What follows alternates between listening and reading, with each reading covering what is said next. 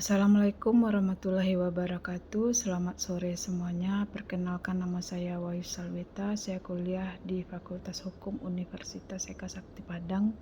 Nomor induk mahasiswa 2310003600392. Mata kuliah Argumentasi dan Logika Hukum kelas 6H4. Dosen pengampu Bapak Dr. Laurentius Arliman Simbolon, SHMH MKN. Pada kesempatan ini, saya akan menyampaikan materi mengenai penalaran hukum dalam sistem common law. Materi ini penting untuk memahami cara berpikir dan menerapkan hukum yang berbeda dengan sistem di Indonesia. Mari kita simak penjelasannya. Hukum merupakan sistem aturan yang berfungsi mengatur kehidupan masyarakat, menciptakan ketertiban, keadilan, dan kepastian hukum. Dalam perjalanannya, hukum berkembang mengikuti kebutuhan serta perkembangan zaman, sehingga lahirlah berbagai sistem hukum yang diterapkan di berbagai negara di dunia. Salah satu sistem hukum yang paling berpengaruh dan banyak dianut adalah sistem common law, yang memiliki ciri khas berbeda dengan sistem hukum lain seperti sistem hukum Eropa kontinental atau sistem hukum nasional Indonesia. Sistem common law bermula dan berkembang di Inggris sejak abad pertengahan, kemudian menyebar ke berbagai wilayah jajahan dan negara yang memiliki hubungan sejarah dengan Inggris seperti Amerika Serikat, Kanada, Australia, Selandia Baru, dan sebagian negara di Asia dan Afrika. Keunikan utama sistem ini terletak pada sumber hukumnya, yang tidak hanya bersumber dari peraturan tertulis atau undang-undang, melainkan juga sangat bergantung pada keputusan-keputusan pengadilan terdahulu yang dikenal sebagai jurisprudensi atau preseden. Perbedaan sumber hukum ini secara langsung mempengaruhi cara berpikir, menganalisis, serta menarik kesimpulan hukum yang dilakukan oleh hakim dan pelaku hukum. Dalam sistem common law, penalaran hukum tidak hanya bergerak dari aturan umum menuju kasus khusus, melainkan lebih banyak mengandalkan perbandingan fakta, prinsip hukum dari kasus-kasus yang telah diputus sebelumnya. Cara berpikir inilah yang kemudian dikenal sebagai penalaran hukum dalam sistem common law. Memahami penalaran hukum ini menjadi sangat penting, mengingat interaksi hukum antar negara semakin erat seiring dengan globalisasi. Selain itu, pemahaman ini juga memberikan wawasan luas mengenai bagaimana hukum dapat berkembang secara dinamis, tetap menjaga kepastian hukum, serta penyesuaian diri dengan nilai keadilan yang hidup di tengah masyarakat. Oleh karena itu, perlu dikaji secara mendalam mengenai konsep, prinsip, pola berpikir, serta mekanisme penalaran hukum yang diterapkan dalam sistem common law. Penalaran hukum dalam sistem common law adalah cara berpikir dan menarik kesimpulan hukum yang berlandaskan pada putusan pengadilan terdahulu atau disebut juga jurisprudensi. Bukan hanya pada undang-undang tertulis, sistem ini berasal dari Inggris dan dianut oleh negara seperti Amerika Serikat, Kanada, serta Australia. Prinsip utama penalaran hukum dalam sistem common law berdasarkan azas ter decisis, yang artinya tetap pada keputusan yang telah diambil.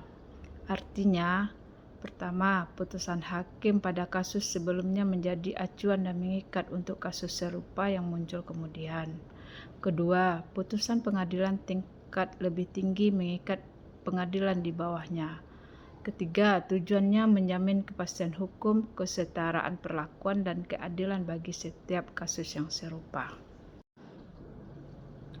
Selain itu, ada dua bagian penting dalam setiap putusan. Pertama, ratio decidendi, alasan hukum utama, yaitu mengikat dan menjadi preseden. Yang kedua, obiter dicta, yaitu pendapat tambahan, tidak mengikat, hanya sebagai rujukan. Mekanisme penalaran dalam sistem common law, prosesnya berjalan secara bertahap. 1. Mengidentifikasi fakta kasus yang sedang dihadapi. 2. Mencari preseden yang relevan dari putusan sebelumnya. 3. Membandingkan kesamaan dan perbedaan fakta antara kasus baru dan kasus lama. 4. Menarik kesimpulan. Jika sesuai, gunakan prinsip hukum dari preseden. Jika tidak sesuai, buat penafsiran baru atau kembangkan prinsip hukum yang baru. 5. Menetapkan putusan yang nantinya bisa menjadi preseden untuk kasus berikutnya.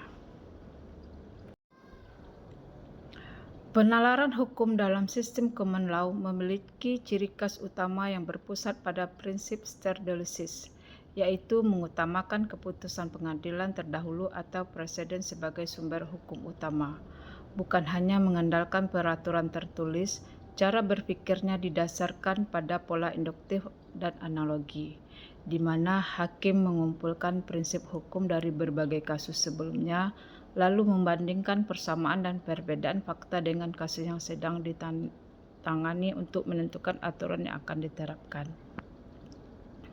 Hakim memiliki peran aktif tidak hanya sebagai penerap hukum, tetapi juga dapat membentuk dan mengembangkan hukum melalui putusannya, sehingga sistem ini bersifat fleksibel dan mampu menyesuaikan diri dengan perkembangan zaman, sekaligus tetap menjaga konsistensi serta kepastian hukum karena kasus yang serupa akan mendapat penyelesaian yang sama. Selain itu, penalaran ini membedakan antara ratio decidendi yang menjadi alasan hukum mengikat dan obiter dicta yang hanya berupa pendapat tambahan, sehingga batasan yang menjadi acuan hukum menjadi jelas dan terukur.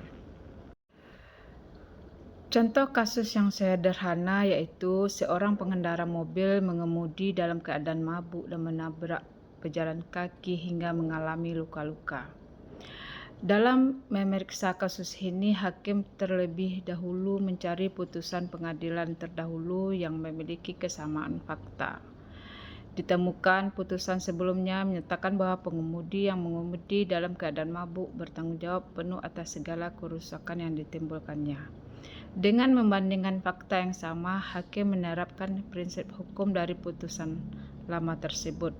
Hasilnya, pengendara dinyatakan bersalah dan wajib membayar ganti rugi serta menjalani hukuman, sehingga tercipta kepastian hukum dan perlakuan yang adil antara kasus yang sudah diputus dan kasus yang baru. Jadi, dapat disimpulkan bahwa penalaran dalam sistem common law berpusat pada prinsip preseden dengan cara berpikir induktif dan analogi. Demikian penjelasan singkat dari saya, semoga bermanfaat. Terima kasih atas perhatiannya, mohon maaf atas segala kekurangan. Wassalamualaikum warahmatullahi wabarakatuh.